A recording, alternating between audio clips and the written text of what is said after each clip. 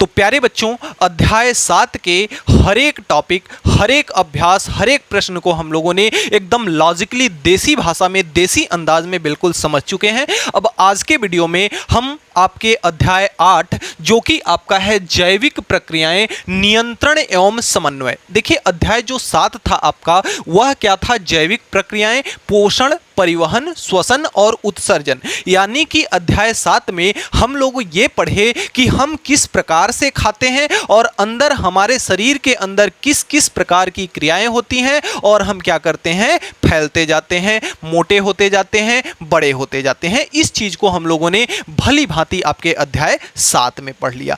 लेकिन सजीवों के अंदर केवल उतनी ही प्रक्रियाएं नहीं होती, उसके अलावा भी बहुत सारी प्रक्रियाएं होती हैं। उन सारी प्रक्रियाओं के बारे में हम इस अध्याय में आपके पढ़ने वाले हैं। तो ये भी अध्याय आपको बिल्कुल अध्याय 7 की तरह इसके हर एक टॉपिक को आपको एकदम बिल्कुल लॉजिकली, बिल्कुल दिल से और सहज सरल और आसान भाषा में आपको पढ़ाया जाएगा। तो आइए बिना देर के वीडियो को शुरू करते हैं।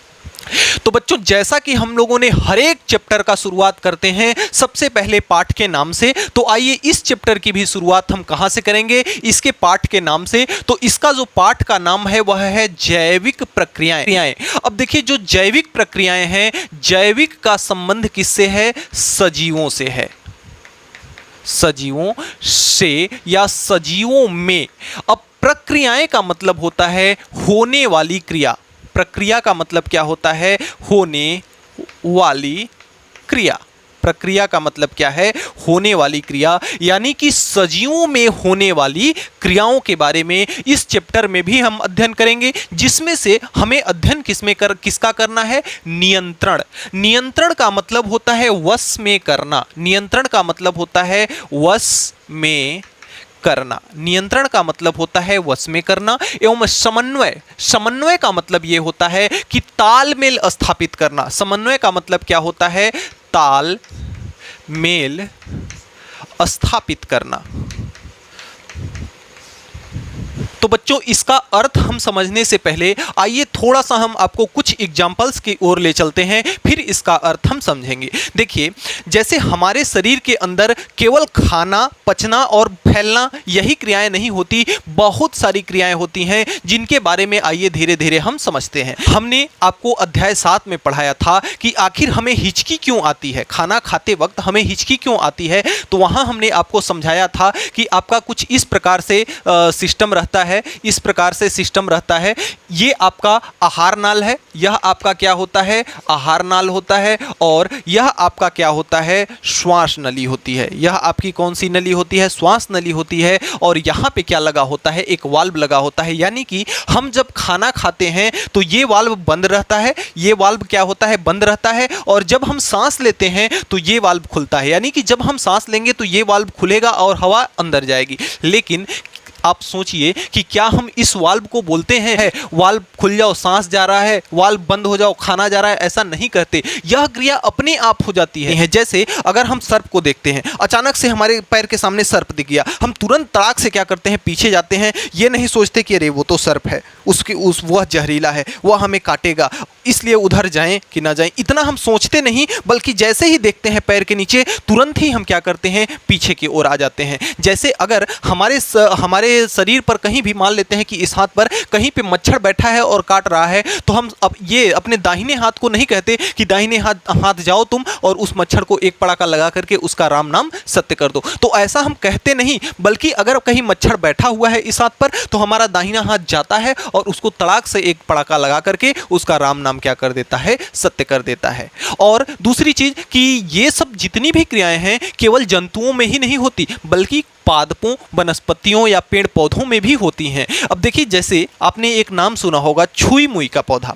अब देखिए, छुई मुई का पौधा एक ऐसा पौधा है जिसकी पत्तियों को अगर आप छूने जाएंगे, उन पत्तियों को अगर छूते हैं तो उनकी पत्तियां क्या हो जाती हैं? मुरझा जाती हैं, पत्तियां क्या हो जाती हैं? बंद हो जाती हैं। तो देखिए, ये जितनी भी सारी क्रियाएं हो रही हैं, यह किसके बस में है? यह किसके बस में काम कर रही हैं? यह किसके नियम के तहत काम कर रही हैं? वह क्या है? आपका नियंत्रण है। वह क्या है, आपका नियंत्रण है। अब देखिए जैसे हमारा अगर इस हाथ पे मच्छर बैठा है तो उसके लिए हम प्रोग्राम नहीं बनाते हैं कि तुम 45 डिग्री पे तुम हाथ खड़े रहो, मैं आ रहा हूं 45 डिग्री पे लगा के एक चाटा लगाऊंगा, ऐसा हम करते नहीं हैं।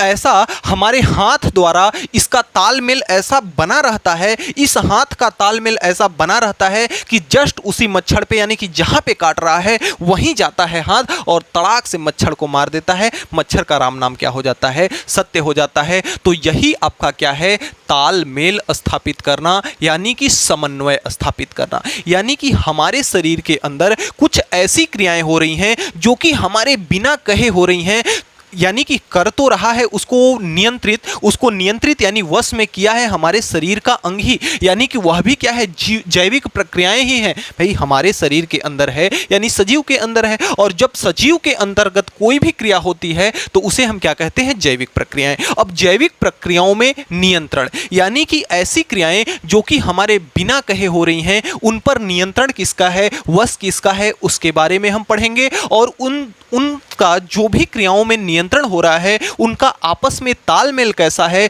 उनका आपस में समन्वय कैसा है, इसके बारे में पढ़ेंगे। तो बच्चों ये तो आपके रहा पाठ का मतलब यानी पाठ का अर्थ। अब आइए बारी बारी से हम टॉपिक्स की शुरुआत करते हैं और धीरे धीरे एकदम जीरो से हीरो तक चलते हैं। तो बच्चों जिस प्रकार से हम लोगों ने अध्याय 7 में सबसे पहले मनुष्य के बारे में पढ़ा, उसके बाद फिर हमने पादपों के बारे में पढ़ा, ठीक उसी प्रकार से इस अध्याय में भी सबसे पहले हम किसके बारे में सीखेंगे, जंतुओं के बारे में सीखेंगे, मनुष्य के बारे में सीखेंगे और उसके बाद हम चलेंगे पादपों की तरफ। तो बच्चों जो हमारा नेक्स्ट टॉपिक होगा, देखिए हमारा चूंकि यह क्या है, जैविक प्रक्रियाएं यानी सजीवों के अंतर्गत होने वाली क्रियाओं में से हमको क्या पढ़ना है, नियंत्रण एवं समन्वय। अब देखिए सजीवों में किस किस प्रकार की क्रियाएं होती हैं, यानी कि जीवों की क्रियाएं, जीवों में क्रियाएं।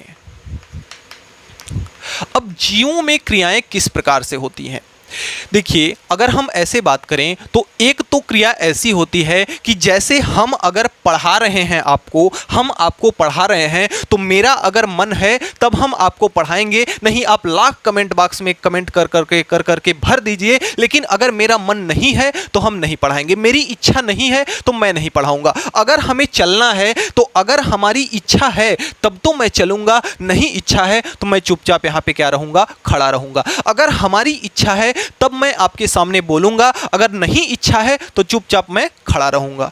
यानी कि हम अपनी इच्छा के अनुसार कोई क्रिया करें तो उसे हम कहते हैं ऐच्छिक क्रियाएं, उसे हम क्या कहते हैं, ऐच्छिक क्रियाएं। तो ऐच्छिक क्रियाएं क्या होती हैं, जिसे हम अपनी इच्छा अनुसार करते हैं, जैसे कि आपका हो गया पढ़ना, जैसे कि आपका हो गया लिखना, जैसे कि आपका हो गया बोलना, गाना, डांस करना इत्यादि। ये सब जो क्रियाएं होती हैं ये क्या है, आपकी ऐच्छिक क्रियाएं हैं। नंबर 2 आपका होता है अनैच्छिक क्रियाएं। तो नंबर 2 आपका है अनैच्छिक क्रियाएं। देखिए कुछ क्रियाएं ऐसी हैं जैसे हमारे दिल का धड़कना। अब देखिए हम अगर चाहें कि हमारा दिल ना धड़के तो क्या दिल मानेगा, नहीं मानेगा, बिल्कुल धड़केगा ही धड़केगा। हमारे शरीर में ब्लड का संचार, हमारे शरीर में जो ब्लड का संचार है, अगर हमारी इच्छा है कि 2 मिनट के लिए हमारा ब्लड रुक जा तो क्या रुक जाएगा ब्लड, कभी नहीं रुकेगा। अगर हमारी इच्छा है कि हम 10 मिनट तक सांस ही ना लें, ऐसे चुपचाप खड़े रहें, तो क्या हम ऐसे 10 मिनट तक रुक सकते हैं, कभी नहीं रुक सकते। तो ये सब जो क्रियाएं हैं यह अपने आप चलने वाली क्रियाएं हैं, जैसे कि आपका हो गया दिल का धड़कना,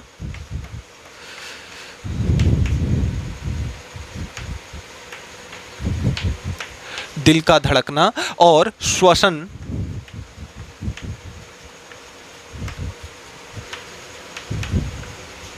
रक्त प्रवाह, ये सब क्या कौन सी क्रियाएं हैं, ऐच्छिक क्रियाएं हैं। ये सब कौन सी क्रियाएं हैं, ऐच्छिक क्रियाएं हैं। और एक आपका आता है तीसरा प्रतिक्रिया। तो अगला हमारा आएगा प्रतिवर्ती क्रिया। अब देखिए प्रतिवर्ती क्रिया क्या है कि जैसे अगर कहीं पे पानी खौल रहा है, उस पानी को अगर छुएंगे हम तो बहुत तेज से गर्म अगर होगा तो हम अपना हाथ पीछे खींच लेंगे। जैसे अचानक सांप अगर हमारे सामने आ गया तो हम तुरंत क्या करेंगे, पीछे हट जाएंगे। तो ये सब भी जो क्रियाएं हो रही हैं, यानी कि हम उसमें तुरंत से प्रतिक्रिया दिखा रहे हैं। यानी कि जैसे अगर कोई वस्तु गर्म है, हम अपना हाथ तड़ाक से पीछे खींच लिए, यानी कि हमें किसी को कहने की जरूरत नहीं पड़ी कि तुम हाथ यहां आ जाओ, यह सब क्रियाएं अपने आप हो गई। पानी अगर गर्म है तो हमारी प्रतिक्रिया क्या हुई कि हमने हाथ को पीछे खींच दिया। देख रहे हैं आगे सर्प है, तो हमारी प्रतिक्रिया क्या हो गई कि हम क्या हो गए, पीछे आ गए। और जैसे अगर आपके पापा हैं, आपको डांट रहे हैं, तो आप चुपचाप खड़े हो जाएंगे, जी जी हाँ पापा, यस पापा, नो पापा। और अगर आप वही मित्र के सामने अगर चले जाएं तो कहें, वहां पे आपका भाव ही बदल जाएगा और उससे अलग तरीके से बात करने लगेंगे। और पिताजी के सामने जब जाएंगे तो आराम से एकदम सीधा शांत बन करके खड़े रहेंगे और आराम से जैसे एकदम सज्जन सुशील और एकदम आज्ञाकारी बेटा है उस प्रकार से बिहेव करेंगे। तो ये सब क्या है, प्रतिक्रिया कर रहे हैं ना। आप दोस्त के सामने अपनी प्रतिक्रिया अलग दे रहे हैं, अपने गार्जियंस के सामने यानी पिता के सामने, अपने फादर्स के सामने आप अपनी प्रतिक्रिया अलग दे रहे हैं। तो ये सब जितनी भी क्रियाएं हैं किसमें आ जाएंगी, आपकी प्रतिवर्ती क्रियाओं में आ जाएंगी। यानी कि ऐसी क्रिया जो कि हमें प्रतिक्रिया करने पर बाध्य कर दे, प्रतिक्रिया करना ही पड़े हमें, उसे हम कहते हैं प्रतिवर्ती क्रिया। जैसे कि गर्म चीज छूने के बाद हाथ को क्या करना, पीछे खींचना, सर्प को देखकर पीछे हटना, पापा के सामने एकदम शांत सुशील सज्जन बन करके खड़े रहना, ये सब आपकी क्या हो जाएंगी, प्रतिवर्ती क्रिया हो जाएंगी। यह सब क्या कहलाएंगी, प्रतिवर्ती क्रिया। आइए अगले क्रम में हम समझते हैं। जैसे हमारे शरीर के जो बाहरी वातावरण है, उन बाहरी वातावरण के उद्दीपनों यानी उत्तेजनाओं को ग्रहण करने के लिए, उत्तेजनाओं को एब्जॉर्ब करने के लिए हमारे शरीर में एक विशेष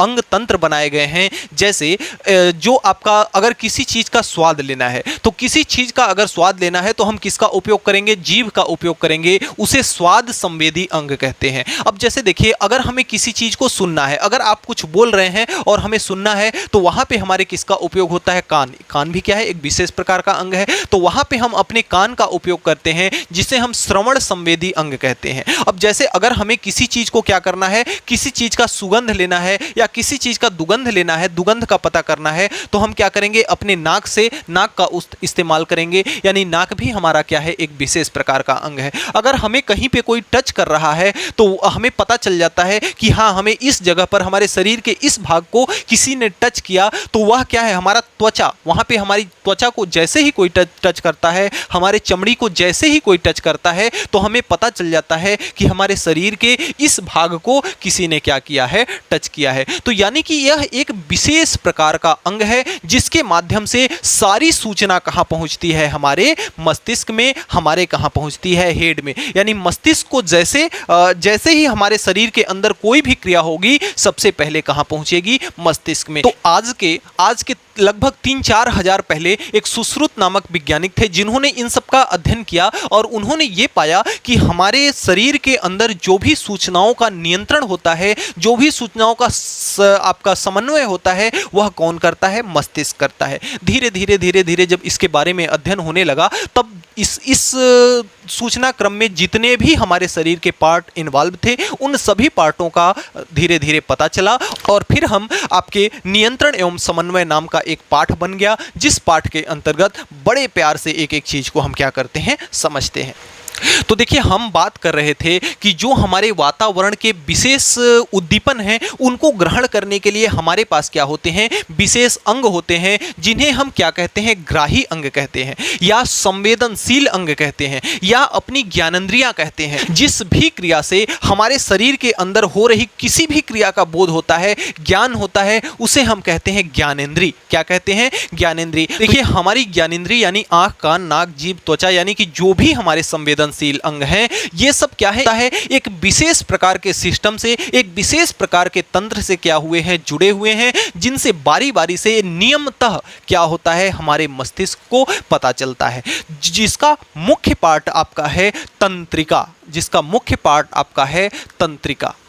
तो प्यारे बच्चों, आइए अब हम किसको समझते हैं, आपके तंत्रिका को समझते हैं। तो जिस प्रकार से आपके घरों में जो बिजली का वायर होगा, बिजली का जो तार होगा, उसमें क्या होते हैं, अगर उसको आप छील के देखेंगे तो उसमें पतले पतले क्या होते हैं, ढेर सारे रेशों का क्या होता है, गुच्छा होता है। यानी पतले पतले उसमें तार उपलब्ध होते हैं। ठीक उसी प्रकार से हमारे शरीर के अंदर भी रेशों के क्या पाए जाते हैं, गुच्छे पाए जाते हैं। और हमारे शरीर का कोई भी अंग जब किसी भी प्रकार की क्रिया करता है तो उसकी सूचना एक अंग से दूसरे अंग तक पहुंचाने का कार्य वही रेशे करते हैं, जिन्हें हम क्या कहते हैं, तंत्रिका कहते हैं। तो जिस प्रकार से आपके बिजली के तार में एकदम पतले पतले पतले पतले गुच्छे होते हैं, ठीक उसी प्रकार से हमारे शरीर के अंदर क्या पाए जाते हैं, तंत्रिका पाई जाती हैं, रेशे पाए जाते हैं। और उन रेशों का कार्य क्या होता है, जिस प्रकार से आपका विद्युत का तार बिजली को एक जगह से दूसरे जगह तक ले जाता है, ठीक उसी प्रकार से जो हमारा तंत्रिका है,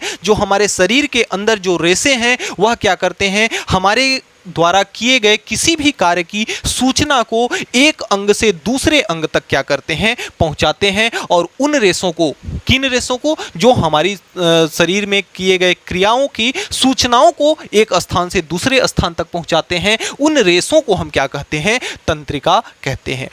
अब इसके बाद आता है आपका तंत्रिका तंत्र। तो सबसे पहले आप इसकी परिभाषा आइए छोटे से लैंग्वेज में लिखते हैं, फिर हम समझेंगे तंत्रिका तंत्र। तो देखिए, ऐसे रेशे जिसमें शरीर के एक भाग से दूसरे भाग को क्या किया जाता है, संकेत पहुंचाया जाता है, उन्हें हम क्या कहते हैं, तंत्रिका कहते हैं। जिसकी अंग्रेजी क्या होती है, नर्व होती है। जिसकी अंग्रेजी क्या होती है, नर्व होती है। अगला आपका है तंत्रिका तंत्र। अगला आपका है तंत्रिका तंत्र यानी कि नर्वस सिस्टम।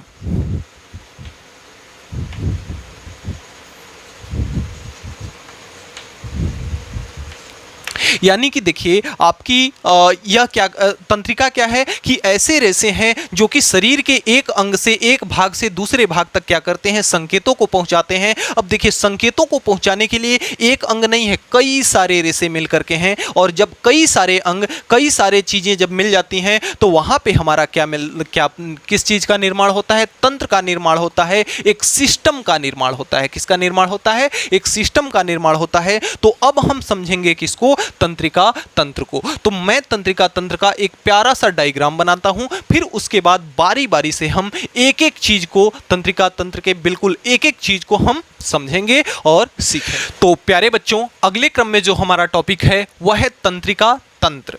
अब देखिए, तंत्रिका तंत्र यानी नर्व सिस्टम। तो देखिए बच्चों, ये आपकी तंत्रिका तंत्र की संरचना है, जिसे हम न्यूरॉन कहते हैं। जिसे हम क्या कहते हैं, न्यूरॉन भी कहते हैं। और तंत्रिका तंत्र मुख्यतः आपका 3 पार्ट में बटा होता है। पहला आपका है कोशिकाएं, जिसे हम साइटोन कहते हैं। दूसरा है वृश्चिकाएं, जिसे हम डेंड्रॉन्स कहते हैं। और तीसरा आपका है तंत्रिकाक्ष, जिसे हम क्या कहते हैं, एक्सॉन कहते हैं। अब देखिए, ये जो आपकी तंत्रिका तंत्र है, यानी कि जो यह आपका न्यूरॉन है, इसका जो प्रमुख भाग है, यानी कि ये गोल वाला भाग जो दिख रहा है, ये गोल वाला पूरा भाग, यह आपका कहलाता है कोशिकाएं। कोशिकाएं यानी साइटोन कहलाता है। यह आपका क्या है, साइटोन। तो साइटोन आपका जो है, यह तंत्रिका तंत्र का सबसे क्या है, मुख्य भाग होता है, जिसमें क्या भरा होता है, कोशिका द्रव भरा होता है। जिसमें क्या भरा होता है,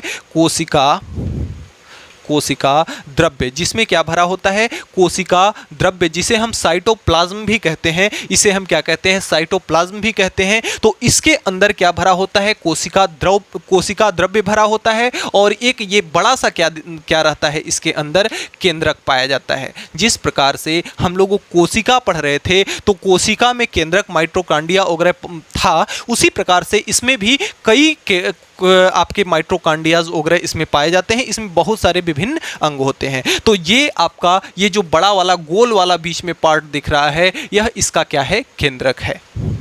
सबसे पहली चीज हमने जो बताया कि साइटोन जो है, यानी कि इसका जो गोल वाला भाग है, यह तंत्रिका तंत्र का सबसे प्रमुख भाग है। जिसके मध्य में क्या भरा होता है, आपका कोशिका द्रव भरा होता है, कोशिका द्रव्य भरा होता है। और इसके बीच में एक बड़ा सा भाग होता है, जिसे हम क्या कहते हैं, केंद्रक कहते हैं। दूसरी चीज कि इसमें देखिए, एक छोटे छोटे प्रोटीन के पार्टिकल्स होते हैं। छोटे छोटे प्रोटीन के क्या होते हैं, पार्टिकल्स होते हैं, जिसे हम कहते हैं निसिल्स कण कहते हैं। जिसे हम क्या कहते हैं, निसिल्स कण कहते हैं। तो देखिए, इसमें छोटे छोटे प्रोटीन के जो पार्टिकल्स होते हैं, उसे हम क्या कहते हैं, निसिल्स कण कहते हैं। तो ये तो हमारा रहा कोशिका तंत्र का प्रथम भाग। तो कोशिका तंत्र का जो प्रथम भाग आपका है वह क्या है, साइटोन है, कोशिका काय है। अब कोशिका काय में क्या होता है, कोशिका काय जो है तंत्रिका तंत्र का सबसे मुख्य भाग होता है, जिसके मध्य में आपका कोशिका द्रव्य भरा होता है और उसमें एक बड़ा सा क्या पाया जाता है, केंद्रक पाया जाता है। और इसमें जो भी छोटे छोटे कोशिका द्रव्य में जो भी छोटे छोटे प्रोटीन के पार्टिकल्स पाए जाते हैं उसे हम कहते हैं निसिल्स कण। अब देखिए ये जो निसिल्स कण हैं, जैसे हम जो अपने वातावरण में हम जो भी उद्दीपन का भाव देखते हैं, उत्तेजन का भाव देखते हैं, उसके लिए क्या प्रदान करता है, या ऊर्जा प्रदान करता है। उसके लिए ऊर्जा प्रदान करने का कार्य कौन करता है, आपका निसिल्स कण करता है। जैसे कि अगर हमने सांप देखा तो हमारा कोशिका तंत्र कार्य करे, उसके लिए भाई अगर कोई कार्य करेगा तो उसके लिए ऊर्जा की आवश्यकता होगी, उसके लिए एनर्जी की आवश्यकता होगी, उसके अंदर एनर्जी होगा तब तो कार्य करेगा। जैसे हमने सांप देखा तो हमारा कोशिका तंत्र जब हमारे मस्तिष्क को बताएगा कि आगे सांप है और यह डेंजरस है, हमको पीछे हटना चाहिए, तब तो हम पीछे हटते हैं। हमारे मस्तिष्क को बताता कौन है, हमारे मस्तिष्क को बताता है कोशिका तंत्र। और कोशिका तंत्र को कार्य करने के लिए भाई एनर्जी चाहिए ना, ऊर्जा चाहिए ना, तो उस ऊर्जा को कौन प्रदान करता है, आपके निसिल्स कण प्रदान करते हैं, जो कि किसके बने होते हैं, प्रोटीन के बने होते हैं। तो इस तरह से आपका पार्ट 1 को हम समझ सकते हैं। तो बच्चों अब देखिए जो आपका तंत्रिका तंत्र है उसका नंबर दूसरा, यानी कि इसका जो सेकंड पार्ट है वह है वृच्छिकाएं, जिसे हम कहते हैं डेंड्रॉन्स। तो देखिए वृच्छिकाएं क्या होती हैं, ये आपका क्या है, कोशिका काय है, साइटोन है। अब इस साइटोन के चारों तरफ ये देखिए प्रवर्धक निकले होते हैं। ये क्या निकले होते हैं, प्रवर्धक निकले होते हैं, यानी कि कुछ सींग निकले होते हैं, कुछ सिंह निकले होते हैं। जैसे आपका जो गाय बैल होते हैं उनके सिंह जैसे निकले होते हैं, ठीक उसी प्रकार से ये जो आपका कोशिकाएं है, आपके तंत्रिका तंत्र का जो कोशिकाएं है उसके काफ़ी सिंह निकले होते हैं, जिसे हम प्रवर्धक कहते हैं। और इसका नाम, इस सिंह का नाम क्या है आपका, ये डेंड्रॉन्स है। क्या है, डेंड्रॉन्स, इसका नाम क्या है, डेंड्रॉन्स। तो देखिए यहाँ से जो निकले हुए हैं, ध्यान से समझिएगा, इसमें 2-3 पार्ट हैं। तो देखिए यहाँ से जो ये निकले हुए हैं इन्हें हम क्या कहते हैं, डेंड्रॉन्स कहते हैं। अब यह डेंड्रॉन्स आगे चल करके कई शाखाओं में फूट जाता है, जैसे 1 2 3 1 2 3 1 2 3 1 2 1 2, यानी कि यह 2 3 यानी कि कई शाखाओं में, ये तो मैंने चित्र बनाया है, कई शाखाओं में आगे जाकर के क्या होता है, फैल जाता है। और इसकी जो शाखाएं फैलती हैं इन्हें हम कहते हैं डेंड्राइट्स। इन्हें हम क्या कहते हैं, डेंड्राइट्स। तो डेंड्रॉन्स किसको कहते हैं, जो कि आपके कोशिकाएं के चारों तरफ क्या निकले होते हैं, प्रवर्धक निकले होते हैं, उन्हें हम कहते हैं डेंड्रॉन्स। और डेंड्रॉन्स जब आगे चल करके और पतले पतले भागों में फूट जाता है तो उन पतले भागों को हम क्या कहते हैं, डेंड्राइट्स कहते हैं। अब देखिए इसका एक भाग, अंतिम वाला भाग, ये वाला भाग होता है। इस भाग को कहते हैं टीलोडेंड्रिया। इस भाग को हम क्या कहते हैं, टीलोडेंड्रिया कहते हैं, जो कि क्या होता है, आपका डेंड्रॉन्स का अंतिम भाग होता है, जो कि क्या होता है, डेंड्रॉन्स का अंतिम भाग होता है। और यही टीलोडांडिया यानी कि इसका जो अंतिम भाग होता है वह अन्य कोशिका तंत्रों से जाकर के जुड़ जाता है। देखिए जो एक संरचना कोशिका तंत्र की बनी हुई है ना, मानव के शरीर के अंदर, मनुष्य के शरीर के अंदर ऐसी 30 अरब, अब समझ जाइए कितनी बड़ी संख्या है, 30 अरब कोशिका तंत्र मनुष्य के शरीर के अंदर पाया जाता है। अब देखिए हर एक कोशिका तंत्र एक दूसरे से जुड़ा होता है और एक कोशिका तंत्र लगभग 1.5 से 2 मीटर तक लंबा होता है। किसमें है, या सेंटीमीटर में है। तो 1.5 से 2 सेंटीमीटर तक यह क्या होता है, लंबा होता है। और देखिए चूंकि इतनी अधिक संख्या में है, यानी कि एक दूसरे से जुड़ा होगा। जैसे यहाँ पे ये हमारी उंगली है, तो उंगली में जो कोशिका तंत्र होगा वह उंगली से यहाँ वाले कोशिका तंत्र में जुड़ा होगा, फिर यहाँ वाला यहाँ जुड़ा होगा, फिर यहाँ जुड़ा होगा, यानी कि इस प्रकार से जुड़ते हुए चले जाते हैं। उंगली वाला संकेत करेगा इसको, ये वाला संकेत देगा इसको, ये वाला इसको, इसी प्रकार से आगे चल करके लास्ट में सारा संकेत कहाँ पहुँचता है, मस्तिष्क तक पहुँचता है। और मस्तिष्क संकेतों का सटीक और सही उत्तर देता है। तो इस प्रकार से देखिए जो हमारा डेंड्रांस है, साइट्रॉन के चारों तरफ क्या निकले होते हैं, प्रवर्धक निकले होते हैं, जिन्हें हम डेंड्रांस कहते हैं। और वही प्रवर्धक आगे चल करके कई शाखाओं में फूट जाते हैं, जिन्हें डेंड्राइट्स कहते हैं। और डेंड्रांस का जो अंतिम भाग होता है उसे कहते हैं टिलोडांड्रिया, जो कि इसका क्या होता है, अंतिम भाग होता है। और यहीं से क्या करता है, यह दूसरी तंत्रिका तंत्र इसमें जुड़ जाता है। और जहां पर दो तंत्रिका तंत्र आपस में जाकर के जुड़ते हैं उसे हम क्या कहते हैं, उसे हम कहते हैं आपका सिनेप्स। उसे हम क्या कहते हैं, सिनेप्स। जैसे यहां पर आकर के अगर दूसरा कोई तंत्रिका तंत्र आकर के जुड़ गया तो इसे हम क्या कहेंगे, सिनेप्स कहेंगे। इसे हम क्या कहेंगे, सिनेप्स कहेंगे। तो इस तरह से हम दूसरे पार्ट को समझ सकते हैं। अब देखिए तीसरा पार्ट आता है हमारा तंत्रिकाक्ष यानी कि एक्सॉन। तो अब आइए हम समझते हैं किसको, एक्सॉन को। तो एक्सॉन क्या है, देखिए यह आपका साइटॉन है और इसके चारों तरफ जो प्रवर्धक निकले हैं इन्हें हम कहते हैं डेंड्रांस। अब देखिए साइटॉन के चारों ओर कई प्रवर्धक आपके हैं, कई आपके क्या हैं, डेंड्रांस हैं। अब यही डेंड्रांस, इन कई में से कोई एक डेंड्रांस ऐसा होता है कि जो थोड़ा सा अन्य के अपेक्षाकृत थोड़ा सा बड़ा, थोड़ा सा मोटा और बेलनाकार यानी कि गोला हो जाता है। वह क्या कहलाता है, आपका तंत्रिकाक्ष कहलाता है या एक्सॉन कहलाता है। वह क्या कहलाता है, एक्सॉन कहलाता है। यानी कि यह क्या कहलाएगा, आपका एक्सॉन कहलाएगा। यह आपका क्या कहलाएगा, एक्सॉन कहलाएगा। अब इस एक्सॉन के चारों तरफ एक झिल्ली पाई जाती है जिसे हम कहते हैं न्यूरेलिमा। जिसे हम क्या कहते हैं, न्यूरेलिमा झिल्ली कहते हैं। जिसे हम क्या कहते हैं, न्यूरेलिमा झिल्ली कहते हैं।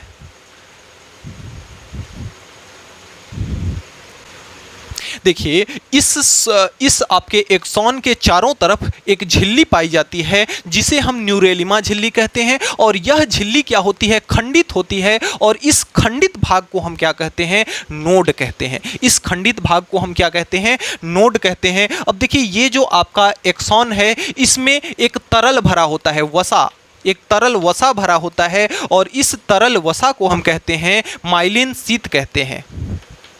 माइलिन शीथ कहते हैं। इसे हम क्या कहते हैं, माइलिन शीथ कहते हैं। अब देखिए इसके अंतिम सिरे पर फिर से इस प्रकार की संरचना पाई जाती है। इस प्रकार की घुंडियां लास्ट में पाई जाती हैं, जिन घुंडियों को हम क्या कहते हैं, टिलोडेंड्रिया कहते हैं। और टिलोडेंड्रिया क्या करती है, अन्य कोशिका तंत्रों से जाकर के क्या होती है, जुड़ जाती है। तो इस प्रकार से हमारी कोशिका तंत्र की क्या हुई, संरचना हुई। अब देखिए इसको मैं एक शॉर्ट फॉर्म में आपको इसकी पूरी कार्यविधि को, पूरे इसके भागों को समझाता हूं। तो देखिए आपका जो कोशिका तंत्र है यह मुख्यतः तीन भागों में पाया जाता है, साइटॉन, डेंड्रॉन्स और एक्सॉन। अब देखिए ये जो कोशिका का ये बड़ा वाला जो भाग होता है इसे हम कहते हैं साइटॉन। और साइटॉन क्या है, इस कोशिका तंत्र का मुख्य भाग है, जिसके मध्य में एक आपका बड़ा सा गोला होता है जो क्या कहलाता है, आपका केंद्रक कहलाता है। और इसमें एक प्रकार का द्रव भरा होता है जिसे हम कोशिका द्रव्य कहते हैं। क्या कहते हैं, कोशिका द्रव्य कहते हैं। और इसमें छोटे छोटे प्रोटीन के पार्टिकल्स होते हैं जिसे हम कहते हैं निसेल्स कण कहते हैं। और यही निसेल्स कण इस कोशिका तंत्र को कार्य करने की ऊर्जा प्रदान करता है। कार्य करने की क्या करता है, ऊर्जा प्रदान करता है। तो इस तरह से हम पहले पार्ट को समझ सकते हैं। दूसरा पार्ट आपका है डेंड्रॉन्स। अब देखिए इस कोशिकाएं के चारों तरफ ये क्या प्रवर्धक निकले हुए हैं, जिन प्रवर्धकों को हम कहते हैं डेंड्रांस। और यही प्रवर्धक आगे जाके कई शाखाओं में फूट जाते हैं, कई पतली शाखाओं में फूट जाते हैं। और उन पतली शाखाओं को हम क्या कहते हैं, डेंड्राइट्स कहते हैं। और यही डेंड्राइट्स जो है डेंड्राइट्स का जो अंतिम भाग होता है, डेंड्रांस का जो अंतिम भाग होता है, इसे कहते हैं टिलोडांड्रिया। अब टिलोडांड्रिया में क्या होता है, कोई दूसरी कोशिका आकर के क्या होती है, जुड़ जाती है। कोई दूसरा कोशिका तंत्र उसमें आकर के क्या होता है, जुड़ जाता है। और जहां पर एक कोशिका तंत्र दूसरे कोशिका तंत्र के साथ आकर के जुड़ता है, एक कोशिका तंत्र दूसरे कोशिका तंत्र के साथ आके जुड़ता है, उसे हम क्या कहते हैं, सिनेप्स कहते हैं। तीसरे क्रम में आपका आता है एक्सॉन। अब एक्सॉन क्या चीज है कि जैसे ये आपका डेंड्रांस है, जो कोशिकाएं है, इसमें कई कई डेंड्रान्स होते हैं और वही डेंड्रान्स उन्हीं डेंड्रान्सों में से एक डेंड्रान्स ऐसा होता है कि जो कि थोड़ा सा ज़्यादा लंबा हो जाता है, थोड़ा सा मोटा हो जाता है, बेलनाकार हो जाता है, गोला हो जाता है, उसे हम क्या कहते हैं, एक्सॉन कहते हैं। अब उसके चारों ओर क्या पाया जाता है, एक प्रकार की झिल्ली पाई जाती है जिसे हम न्यूरेलिमा झिल्ली कहते हैं। अब वह न्यूरेलिमा झिल्ली क्या होती है, खंडित होती है। उस खंडित भाग को हम क्या कहते हैं, नोड कहते हैं। और आपका इस न्यूरेलिमा झिल्ली और आपका ये एक्सॉन के मध्य एक वसीय तरल भरा होता है